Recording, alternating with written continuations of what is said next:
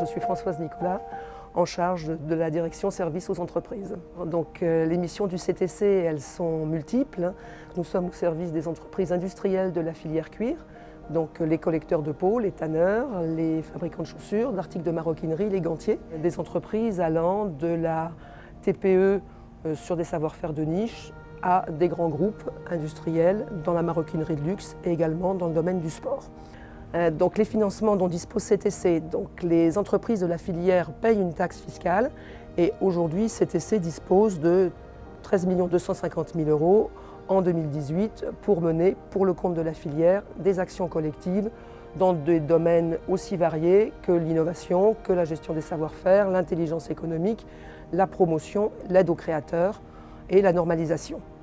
Ce qu'il faut bien avoir à l'esprit, c'est à quoi sert la taxe fiscale affectée dans ce type d'approche? Elle va nous permettre de financer l'intégralité des travaux de développement et de ce fait de permettre aux entreprises de la filière, qui sont majoritairement des TPE-PME, d'accéder à ces résultats à des conditions financières avantageuses. Vraiment un exemple d'actualité qui est l'aboutissement d'une partie des travaux que nous avons menés depuis une dizaine d'années sur la traçabilité. Donc aujourd'hui, effectivement, la filière dispose d'un outil unique au monde pour marquer ses pots avec une technologie laser. Et très clairement, là aussi, si nous n'avions pas eu la taxe fiscale affectée, nous n'aurions pas été en mesure de financer tous les travaux, de prendre les risques qu'on a pris pour tester différentes technologies et de financer le pilote qui a permis aujourd'hui d'arriver à une technologie complètement opérationnelle.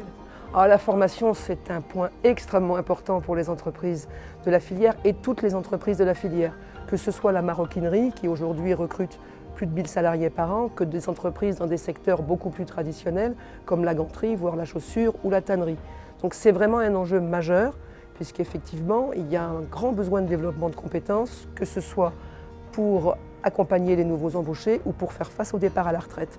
Donc CTC est clairement un outil fortement utilisé par les entreprises de la filière, soit sur des actions de formation, soit sur la conception des nouveaux outils pédagogiques qui correspondront aux attentes des nouveaux salariés et aux besoins des entreprises, notamment au travers du numérique. Louis Pollard, société Léon Flamme. Donc on est une entreprise de maroquinerie avec un outil de production en France avec 8 salariés et on est directement distributeur sur le web de nos productions. Léon Flamme, ça a une histoire, ça vient des années 20 où on avait un maroquinier de ce nom qui fabriquait des sacs pour les pilotes de l'Aéropostale et c'est une marque qu'on a relancée en 2012. On a été soutenu de 2014 à 2017 par ADC qui est lui-même financé par la taxe affectée de la filière cuir, ce qui nous a permis de mettre en place un outil de production français par la mise à disposition d'un certain nombre de consultants industriels marketing, ce qu'on aurait pu faire avec beaucoup plus de difficultés. Et c'est vraiment ADC qui nous a poussé à investir dans une production française et un outil de fabrication en propre. Donc la ganterie Agnelle existe depuis 1937, on vient de fêter nos 80 ans. Je suis la 3e génération de femmes à la tête de l'entreprise. Alors c'est assez amusant de voir comment chaque génération a eu un métier un petit peu différent. Ma grand-mère a été la bâtisseuse, elle a construit ce bâtiment au centre de Saint-Junien et elle fabriquait des gants pour des gens qui venaient du monde entier à Saint-Junien les acheter. Maman, elle a eu l'intuition que les marques allaient prendre un pouvoir important et donc on a signé une licence avec la maison Dior et on s'est adapté à ce nouveau marché. Moi, quand je suis rentrée, la licence s'est arrêtée et donc il a fallu qu'on renforce la marque Agnelle et surtout que l'on exporte. Aujourd'hui, Agnelle, c'est 60% d'exportation aux États-Unis, un petit peu en Chine, au Japon et en Russie.